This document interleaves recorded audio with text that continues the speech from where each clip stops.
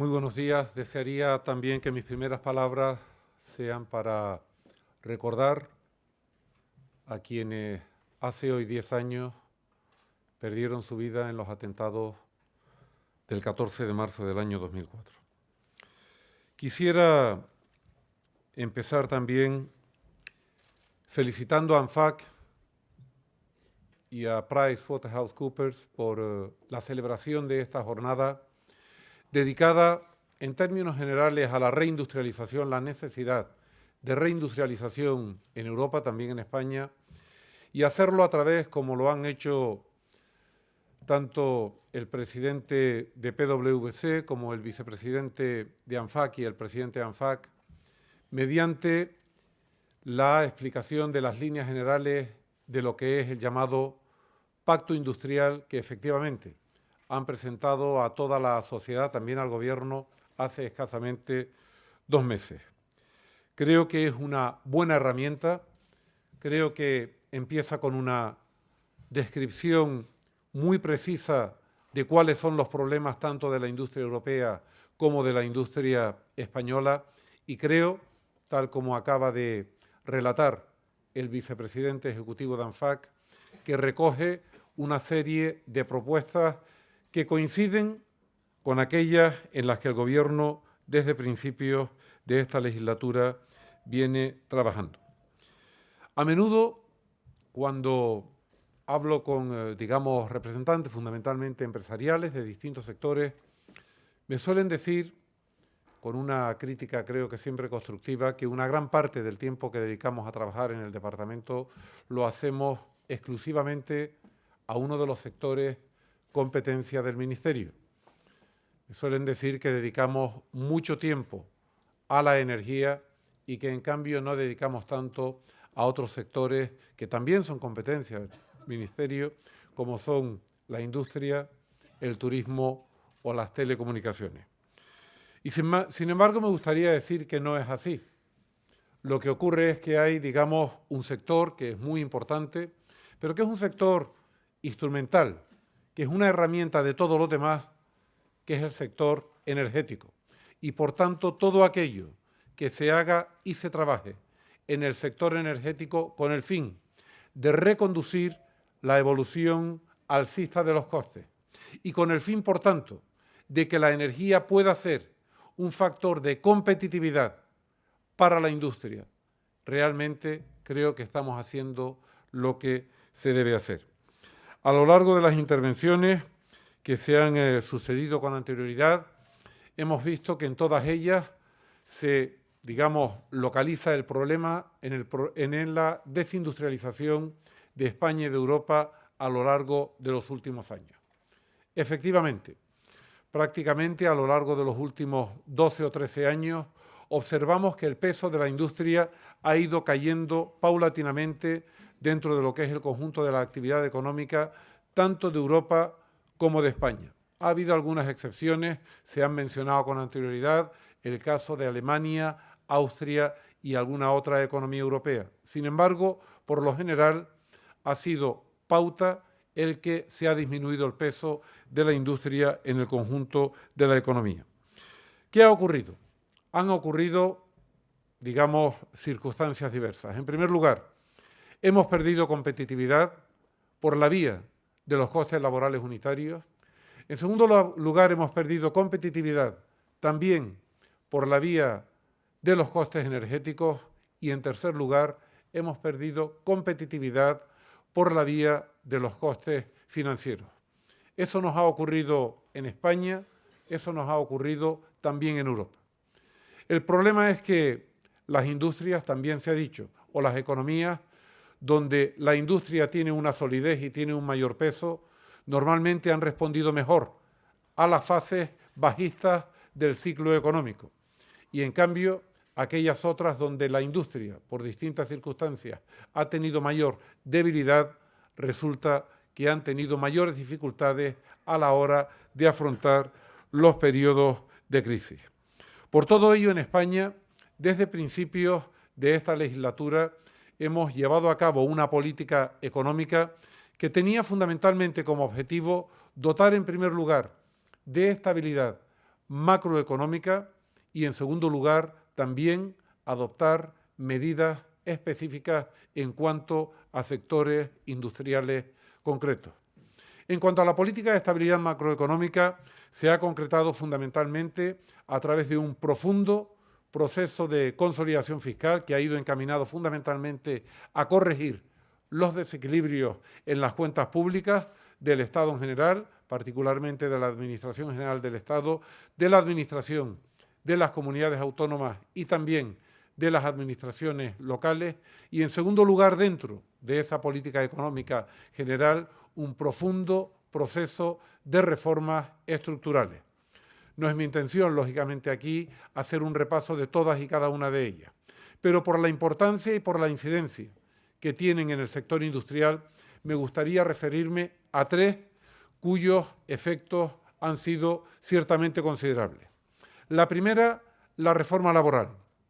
En segundo lugar, la reforma del sistema financiero y, en tercer lugar, la reforma energética.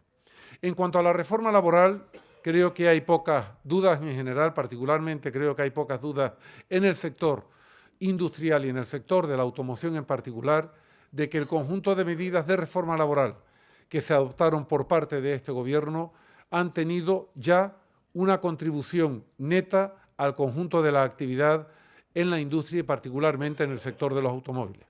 Cuando en ocasiones hablo con los responsables de las distintas empresas globales que tienen localizados en España distintos centros de fabricación y se les plantea por qué han elegido España para lanzar los nuevos modelos y no han elegido otros países de nuestro entorno europeo, donde también estas grandes empresas multinacionales disponen de centros de fabricación, indistintamente siempre responden que por la mejor evolución de los costes laborales unitarios que se ha producido en España, particularmente después de la última reforma laboral. Por tanto, me parece que es evidente desde el punto de vista de esa relocalización de actividad industrial en España que la reforma laboral ha tenido un efecto favorable. En segundo lugar, la reforma del sistema financiero.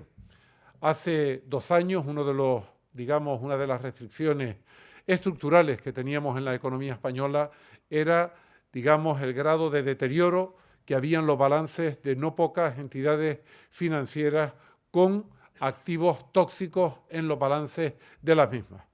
Se ha procedido a una reforma financiera, es verdad, que con la ayuda a través del memorando de entendimiento de las instituciones europeas, pero prácticamente 1 año y medio después, los efectos que se perseguían con esa reforma se han conseguido, así lo ha reconocido la propia Unión Europea. Hoy las entidades financieras están saneadas y en disposición de dar ya créditos a las empresas en general, particularmente a las pequeñas y medianas empresas. Es verdad que todavía ese crédito no fluye con la intensidad que es deseable en la economía española, pero también es cierto que la condición necesaria para que ese crédito fluyera era el saneamiento previo de las entidades financieras. En tercer lugar, la reforma energética. Decía con anterioridad que el sector energético, siendo importante en sí mismo para cualquier economía, lo es sobre todo porque es un instrumento y es una herramienta del resto de los sectores, sobre todo del sector industrial. Y en España teníamos en el sector energético, a principios de esta legislatura, varios problemas. Pero fundamentalmente teníamos 2 problemas. Teníamos un problema de precios y teníamos un problema de desfase financiero entre ingresos y costes regulados del sistema, que era ciertamente, probablemente el más preocupante de cuantos problemas tenía el sistema energético. Teníamos un problema de precios por cuanto entre el año 2004 y el año 2011, los precios medios, si consideramos la media tanto de la evolución de los precios al consumo doméstico como la evolución de los precios industriales, había tenido un incremento año 2004 al 2011 de algo más del 63%. Teníamos un problema de desfase, puesto que el incremento en los costes de las actividades reguladas del sistema a lo largo de los últimos años había llevado a un déficit en el sistema eléctrico de alrededor de unos 24.000 millones de euros, que hoy, después de la evolución de este déficit en el año 2012 y 2013, está ya en los 30.000 millones. Bien, para ello teníamos que tomar medidas. Y teníamos que tomar medidas de aumento de ingresos del sistema y de disminución de costes del sistema. Y cuando se disminuyen los costes del sistema, significa que alguien que está en el sistema ve mermada su retribución por las actividades que lleva a cabo. Y por tanto son medidas que normalmente no gustan a quienes perciben ese tipo de retribuciones, lo cual es un interés privado, particular, absolutamente legítimo, pero que no se compadece con el interés general, que es intentar tener unos precios más o menos razonables, estables, que no tengan los incrementos a los que me refería con anterioridad y, sobre todo, que no generen un desfase en el sistema que a la postre va retroalimentándose a sí mismo, puesto que ese déficit que se va acumulando anualmente tiene que hacer frente a las amortizaciones de capital e interés anuales que va retroalimentando el propio déficit generado. Por tanto, no era un problema fácil. Habrán escuchado en distintas ocasiones al presidente del Gobierno decir que probablemente esta era una de las cuestiones más endiabladas, si me permiten la expresión, que el Gobierno encontró cuando iniciamos la legislatura. Por tanto, ninguna de las medidas que adoptáramos en esta materia, ya éramos conscientes, iban a ser medidas fáciles. Se han adoptado medidas de aumento en los ingresos, y aumentar los ingresos significa aumentar los peajes del sistema, y eso significa aumentar los precios para el consumidor. Eso es literalmente así. Se han adoptado medidas de disminución de costes regulados del sistema. Se han disminuido los costes del transporte. Se han disminuido los costes de distribución. Se han disminuido los costes que suponen las actividades de generación eléctrica en los sistemas insulares y extrapeninsulares. Se han disminuido también el conjunto de incentivos antes primas que habían a las distintas tecnologías incluidas en el régimen especial. Se han disminuido también las retribuciones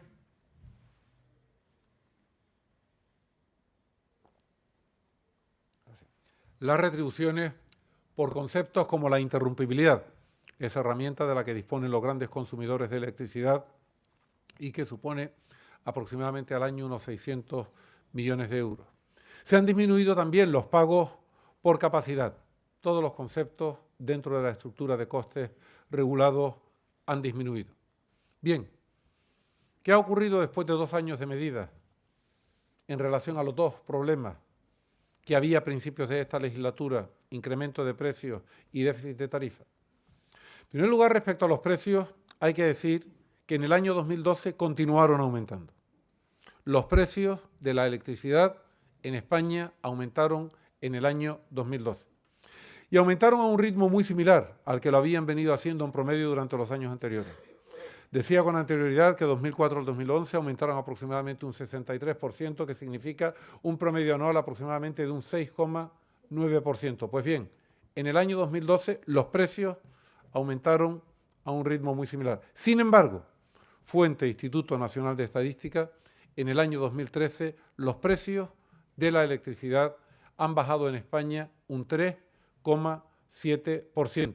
No voy a decir, por descontado, que sea única y exclusivamente como consecuencia de las medidas que ha adoptado el Gobierno, porque también es verdad que a lo largo del año 2013 han influido positivamente las condiciones meteorológicas, fundamentalmente de viento y de agua. Pero hay una realidad que es constatable, simplemente contrastar cuál es la evolución de los precios de acuerdo a la fuente Instituto Nacional de Estadística. Y en cuanto a la evolución de los costes y de los ingresos del sistema, es verdad, se ha producido un desfase todavía en el año 2013 de 3.600 millones de euros como consecuencia del no cumplimiento por parte del Estado del compromiso que tenía vía presupuesto para asignar una cuantía al desfase de ingresos y costes, pero sin embargo la evolución de ese déficit, que habría sido de 10.500 millones de no haberse adoptado medidas adicionales en el año 2013, es de 3.600 millones. Por tanto, quiero decir que desde el punto de vista de las medidas que se han adoptado, los objetivos se van cumpliendo. ¿Quiere decir que con ello estemos plenamente satisfechos? No. Ello lo que quiere decir es que tenemos que seguir adoptando medidas y en esta ocasión las medidas ya no van a tener que ver con la parte de las actividades reguladas del sistema, a todas aquellas que hice referencia con anterioridad, sino que ahora tienen que ver con el sistema de determinación de precios y también del funcionamiento de los mercados. Todo ello con una incidencia fundamental en el sector industrial. Y por ello comparto prácticamente en su totalidad las grandes líneas que en el Pacto Industrial que se nos remitió al Gobierno hace algunos meses y que hoy hemos escuchado aquí por boca del vicepresidente de ANFAC, ha sido presentado en sociedad. Compartimos la necesidad de una regulación inteligente para la economía en general, desde luego para la industria y también particularmente para el sector del automóvil. Lo compartimos desde el punto de vista medioambiental y también desde el punto de vista de la eficiencia energética. Creemos que son necesarios, pero no digo en España, digo en toda Europa, los test de competitividad a los que se ha referido Mario Armero. Lo que ocurre es que en Europa también tenemos que determinar con anterioridad qué es lo que realmente queremos hacer con el proyecto industrial europeo. Porque es verdad que todos los ministros de competitividad, cada vez que tenemos un consejo de ministros, estamos plenamente de acuerdo con el comisario Tajani a la cabeza de la necesidad de reindustrializar Europa. Se han sucedido distintas comunicaciones por parte de la Comisión Europea a las distintas instituciones de Europa donde se subraya la necesidad de esa reindustrialización. Y sin embargo, al propio tiempo y en paralelo, desde otro tipo de instancias, otro tipo de responsabilidades, también en la propia Comisión Europea, se adoptan medidas que van justamente en el sentido contrario a aquellas que son adoptadas por parte de los ministros de competitividad. Yo creo que Europa tiene que seguir liderando en el mundo las políticas medioambientales. Creo que tenemos que seguir liderando en el mundo el incremento en el mix energético de todas las energías limpias y renovables, pero creo que tenemos que tener en cuenta cuáles son las medidas que en estas materias adoptan nuestros competidores. ¿Qué hace China? ¿Qué hace la India? ¿Qué hace Brasil? ¿Qué hace Estados Unidos? Porque mucho me temo que si nuestras medidas, nuestras exigencias en relación a las industrias, a nuestras empresas, son muy superiores a aquellas que son exigidas en aquellas economías con las cuales competimos, al final seguirán produciéndose procesos de deslocalización industrial y al final lo que se estará produciendo son procesos de reindustrialización en esas otras economías. Veamos cuál es el caso de lo que ha ocurrido a lo largo de los últimos 4 o 5 años en los Estados Unidos y en Europa, en relación a una cuestión que en mi opinión ha sido la auténtica revolución energética de los últimos años. Me refiero a shale gas. En Europa todavía no hay una, digamos, idea clara de qué es lo que se debe hacer en relación a esta tecnología. Tenemos los acontecimientos de Ucrania, de Crimea, tenemos un riesgo en relación a los suministros del gas. De momento no se ha producido ninguna medida, pero tenemos una dependencia en Europa, no en España, que la tenemos del sur, pero sí en Europa de aproximadamente un 40% de ese gas y todavía se discute respecto a la necesidad o no de poder proceder a tecnologías de prospección o de extracción de gas como el shale gas. Esas son las cuestiones que Europa se tiene que plantear. En España hace algo menos de un año lo introdujimos como legislación básica en materia de hidrocarburos, de tal forma que, sin perjuicio de lo que son las prerrogativas que tienen las comunidades autónomas para autorizar o no explotaciones de esta naturaleza, ciertamente ya la legislación básica en España permite regular la regulación del shale gas y de la tecnología de la fracturación hidráulica. Por tanto, comparto el primero de los puntos a los que se refería Mario Armero de una regulación clara, una regulación inteligente. También estoy totalmente de acuerdo con la necesidad de proceder a una mayor apertura de los mercados. Creo que tenemos que seguir propiciando acuerdos de libre comercio con nuestros socios fuera de Europa, pero esos acuerdos de libre comercio tienen que tener siempre una reciprocidad. No pueden estar las ventajas que concede Europa por encima de aquellas otras que los terceros socios con los que negociamos o con los que comerciamos otorgan a las producciones industriales europeas. Comparto plenamente, lo decía, en su intervención la necesidad, me he referido ampliamente a ello, de disponer de costes energéticos que sean competitivos para la industria. Y también la necesidad de disponer de un mercado interior regulado. Una de las reformas más importantes que el Gobierno ha cometido a lo largo de los últimos tiempos es precisamente aquella que tiene que ver con la Ley de Unidad de Mercado, para proceder a una mayor homogeneidad en cuanto a las normativas que regulan distintos aspectos en las diferentes comunidades autónomas. Y también le doy una importancia fundamental a lo que ha mencionado sobre la necesidad de mejorar la logística y el transporte. Como saben ustedes, el Ministerio de Fomento trabaja intensamente en el corredor del Mediterráneo y también en medidas para aumentar la eficacia de herramientas como son los puertos, los aeropuertos y las vías ferroviarias. Y por último, quisiera referirme también a uno de los aspectos a los que ha mencionado dentro del Pacto Industrial el vicepresidente ANFAC. Me refiero a la formación y a la necesidad de disponer de un capital humano adecuado a las necesidades de nuestra economía. Otra de las reformas importantes que se ha cometido a lo largo de estos primeros 2 años de legislatura ha sido la reforma de la educación. Se trata nada más y nada menos que mejorar la calidad en la dotación del capital humano en todos sus niveles en España. Y desde ese punto de vista comparto plenamente que la formación profesional es fundamental para la economía en general y particularmente para la industria. Hacía referencia Mario Armero al periodo en el que estamos de Just in Time, lo cual conecto con la importancia creciente que tiene la industria 4.0 y la necesidad de interrelacionar tecnologías de la información y comunicación con las máquinas convencionales que conocemos hasta ahora, aprovechando instrumentos como pueden ser los del Big Data. Ahí, lógicamente, vamos a necesitar un tipo de cualificación y un tipo de formación que hoy todavía no tenemos, al menos en la dimensión que la necesitamos. Finalizo. Creo que todas las iniciativas que se lleven a cabo por parte de organizaciones empresariales, como es el caso de ANFAC, para poner en valor la necesidad de la industria, ayudan a que eso realmente sea así. Se ha hablado aquí esta mañana del riesgo que tenía Europa de convertirse en un gran centro de servicios y que España se convirtiera en un gran balneario. Yo creo que el turismo va a seguir siendo un sector muy importante de nuestra economía. Creo que el turismo va a seguir siendo uno de los sectores motores de nuestra economía.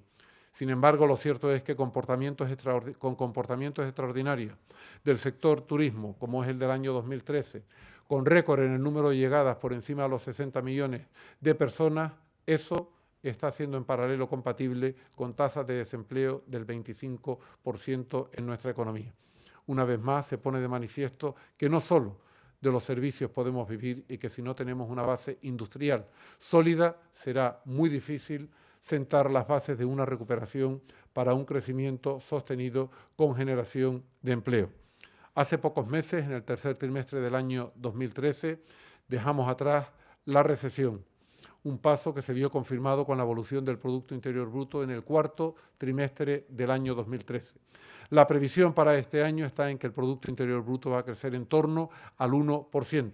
Habremos salido de la recesión en el año 2013, habremos salido de la crisis en el año 2014.